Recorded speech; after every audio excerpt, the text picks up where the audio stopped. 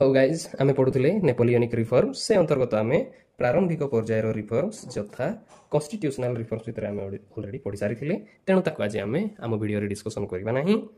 ଆଜି ଆମେ ତାଠାରୁ କଣ୍ଟିନ୍ୟୁ କରିବା ଯେଉଁଥିରେ ଆମେ ପଢିବା second reforms during the periods of Napoleon ଯାହାକୁ ଆମେ କହୁଛନ୍ତି ସେଣ୍ଟ୍ରାଲାଇଜେସନ୍ ଅଫ୍ ଲୋକାଲ ଗଭର୍ଣ୍ଣମେଣ୍ଟ ତାରି ଅର୍ଥ ନେପୋଲିଅନ୍ ଫାଷ୍ଟ କନସଲ୍ ଥିବା ସମୟରେ ସେ ସ୍ଥାନୀୟ ଶାସନର କେନ୍ଦ୍ରୀକରଣ କରିବା ପାଇଁ ପ୍ରଚେଷ୍ଟା କରିଥିଲେ ଏବଂ ଆମେ ଦେଖୁଛନ୍ତି फ्रांसर इतिहास रे कन्वेंशन पीरियड रे अर्थात 1792 रु 1795 भितर आम देखुं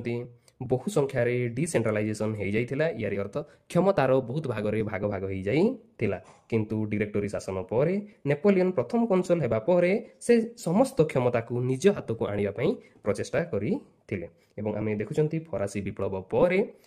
समग्र फ्रांस देश को विभिन्न प्रदेश रे जहाँ से माने डिपार्टमेंट बोली कहते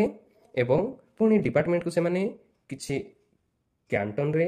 कैंटन अर्थ किछि जिला रे एवं पुणी से कैंटन को से माने स्वयं शासित अंचल बा कम्यून भाव रे डिवाइड करी थिले एवं नेपोलियन को पूर्व आम देखुं प्रत्येक अंचल रे कौन डेमोक्रेसी फॉर्म ऑफ गवर्नमेंट रही तारी अर्थ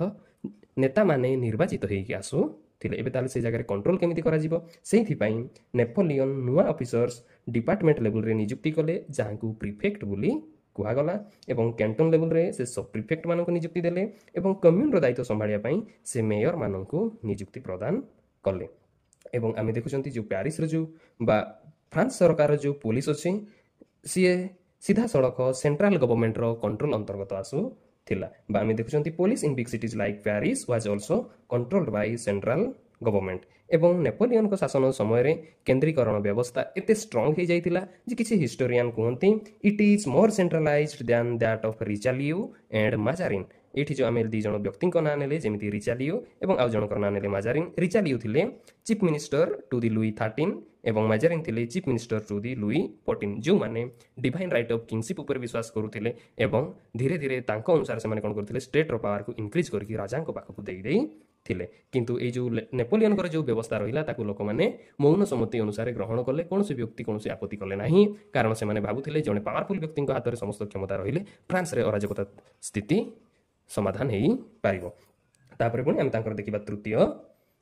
आमे देखिबा तांकर तृतीय रिफॉर्म्स जहाको आमे लिखिसंती कन्सिलिएशन ऑफ द एमिग्रेस याको ओडिया रे आमे लिखि पारिबा प्रवासी मानक सम्मिलन प्रचेष्टा इठी आमे बुझिबार अछि जो आमे एमिग्रेस शब्दटी लिखिसंती तारी अर्थ कोन एमिग्रेस रो अर्थ होछि विप्लव समय रे फ्रांस देशरू जो धर्मजाजक गोष्ठी एवं संभ्रांत गोष्ठी देश छाड़िकी ऑस्ट्रिया प्रुसिया किंबा इंग्लैंड रे बसवास करुथिले सेमानंकु एमिग्रेस बोली कुहा जाए एवं आमे देखुचंती लेजिस्लेटिव असेंबली पीरियड रे तांको पई गुटे डिक्लेरेशन बा गुटे घोषणानामा जारी करा जायतिला जहा अंतर्गत सेमानंकु बाध्य करा जायतिला जदि सेमाने 1 जनवरी 1792 सुधा फ्रांस को रिटर्न न करंती तांकु देशद्रोही भाबरे आख्या देई दिया जिवो एवं तांकर समस्त संपत्ति को बाज्याप्त करि दिया जिवो किंतु एई टाइम रे आमे देखुचंती नेपोलियन जेते बेले आसिले